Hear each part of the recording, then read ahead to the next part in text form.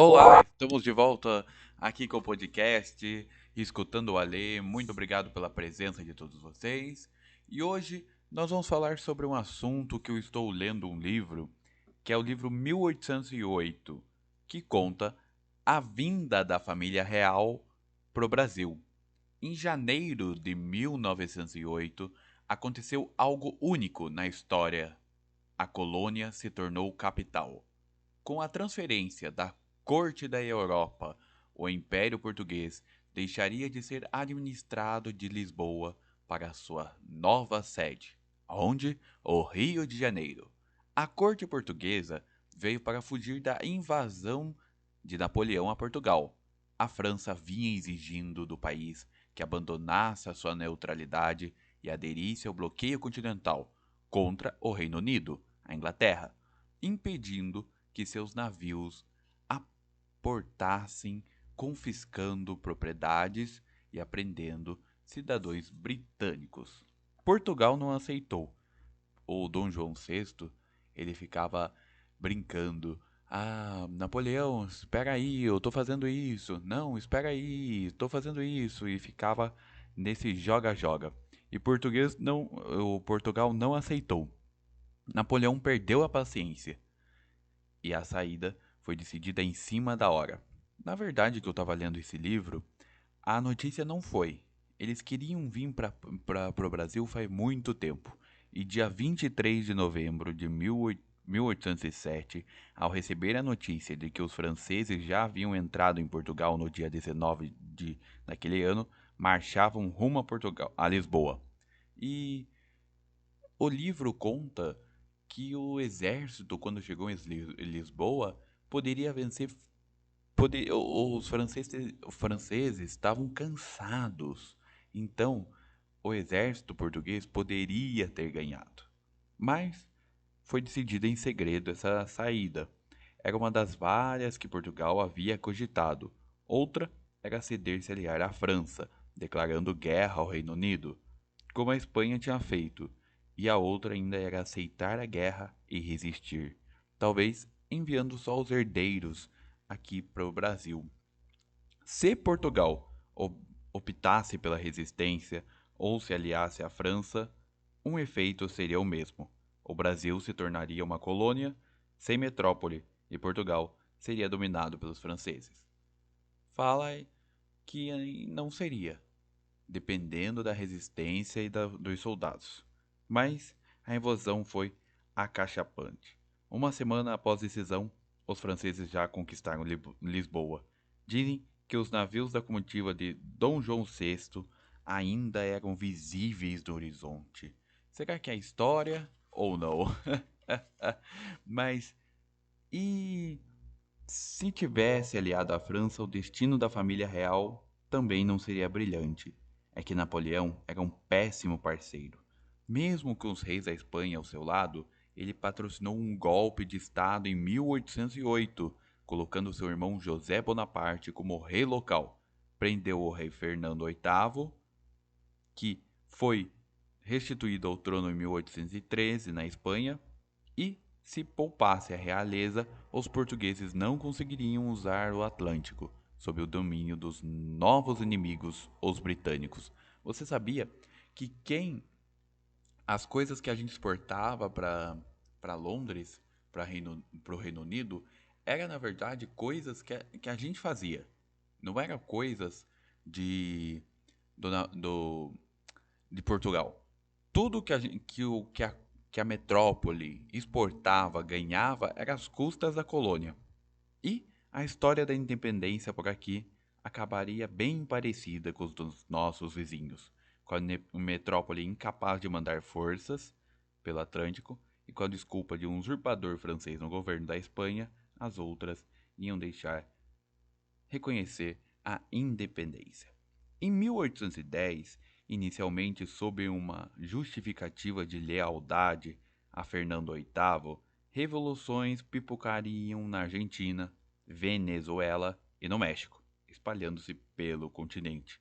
Após uma década de guerras protagonizadas por como Simão Bolívar, o venezuelano, o argentino José de São Martín, toda a América Espanhola se tornaria independente e só resistiam as colônias do Caribe, Cuba, Porto Rico e São Domingos, que é a, que é a conhecida como República Dominicana. Bem, por aqui a vontade de independência não faltava. Quando a família real chegou em 1808, havia se passado menos de 10 anos da conjugação baiana e menos de 20 anos desde a Inconfidência Mineira em 1817. Com a família real ainda governando do Rio, aconteceria várias revoluções, como a pernambucana, tentando criar uma república independente. Sem a família real por aqui, portuguesa, não teria como resistir aos novos movimentos do tipo, e tudo seria diferente, porque esse processo de independência certamente não acabaria em um país só. As iniciativas tinham um caráter local. Em Pernambuco, o movimento era separatista. No Rio Grande do Sul, também era separatista, pois em 1835 os gaúchos dariam início à Guerra dos Farrapos, de criar a própria república. E isso de criar uma separatista no sul do Brasil com o resto do Brasil é há muito tempo. O fim das contas, a independência dos Brasis estariam intimamente ligada dos vizinhos. E o timing seria quase o mesmo, 1810, causa de Napoleão Bonaparte. Os heróis seriam compartilhados. Bolívar e São Martim interviriam em países que não eram seus, a pedido de revolucionários locais. Revolucionários brasileiros, muito possivelmente, contariam com alguma ajuda, e suas guerras iam ter. Ao fim desse processo, o conjunto de países herdados das colônias portuguesas não teriam a forma do Brasil e dos mesmos países da América. Então, se a família real não viesse para cá em 1808 e tivesse sido conquistado por Napoleão Bonaparte, ia acontecer a mesma coisa que aconteceu com os nossos países vizinhos, a independência antes. E quantos países surgiriam? Dá para imaginar com a firmeza que uma república do Nordeste, sem incluir a Bahia, seguindo a linha da Confederação do Equador de 1824, e já tinham ligações políticas preparadas.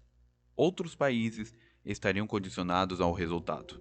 As guerras da independência do Sul, com a ajuda dos argentinos, Rio Grande do Sul e Santa Catarina. O Brasil não teria essa imensidão que a gente tem hoje e poderia incluir até São Paulo e Paraná.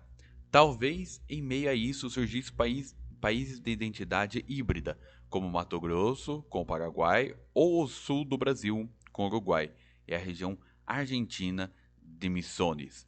Ao norte, com a ajuda de Bolívar, poderia haver uma mais repúblicas, ou talvez tudo fosse unido à Venezuela, formando uma imensa república amazônica.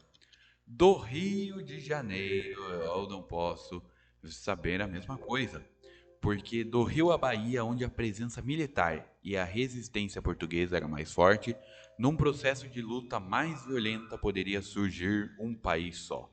Esse pedaço seria chamado de Brasil mesmo. Então, se a família real não tivesse vindo em 1808 para preparar as coisas, eu acho que a gente seria uma outra república. Os estados do sul com São Paulo seriam um, como diz aqui o texto que estou falando e comentando para vocês. Um detalhe sobre esses eventuais países: nenhum deles teria verde e amarelo em suas bandeiras. Essas eram as cores da família real brasileira formada em 1822, num cenário com movimentos de independência liderados por republicanos. A bandeira do Brasil, Rio de, é, por exemplo, se a gente tivesse separado, então a bandeira do Brasil, Rio, Minas, Bahia, Espírito Santo e Goiás, seria a da independência mineira, vermelho e branco, ou da conjugação baiana. O Nordeste é um tema azul, claro, da Confederação do Equador, e o Norte, sobre a influência de Bolívar, o azul, vermelho e amarelo. Isso mesmo, porque ia representar o ar, o sangue da Guerra da Independência. Todos os países que fossem resultante teriam identidade tão distintas como a entre o Peru, Argentina, Chile e Venezuela. Inclusive as coisas culturais, os detalhes culturais. A feijoada não teria o arroz. O arroz só entrou para valer na dieta dos brasileiros quando plantações foram feitas no Rio Grande do Sul, para você ter uma ideia. E a, a farinha de mandioca continuaria sendo o complemento principal. Bem, você sabe, outro grande unificador desse Brasil que a gente tem é o que a gente gosta. Que brasileiro muito gosta, você sabe? Tan, tan, tan. A gente é o quinto. A gente ganhou cinco. É futebol. Ele chegou em São Paulo por engenheiros britânicos trabalhando em obras industriais pagas com dinheiro do café e se espalhou pelo resto do Brasil. É o esporte mais popular do mundo, mas não teria a mesma raiz em todos esses Brasis. Talvez o norte preferisse beisebol como a Venezuela e a rivalidade ficasse entre o país do Rio e o país de São Paulo. É bem maior que entre argentinos e brasileiros. Brasília também não existiria se a família real não chegasse. A cidade foi inspirada por considerações estratégicas do passado. Deixar a capital no centro do país, imune a um ataque por mar ou portas-aviões. Mas o centro desse outro Brasil ficaria em Minas Gerais. Bem, mas a gente não teria tanto tempo de conflitos e rivalidades. Seguindo a tendência no fim do século XX, os países filhotes da colônia portuguesa talvez se juntassem novamente como a União Europeia e construindo algo que a gente ia imaginar como Brasil. Então, esse podcast foi E se a corte portuguesa não tivesse se mudado para o Brasil em 1808?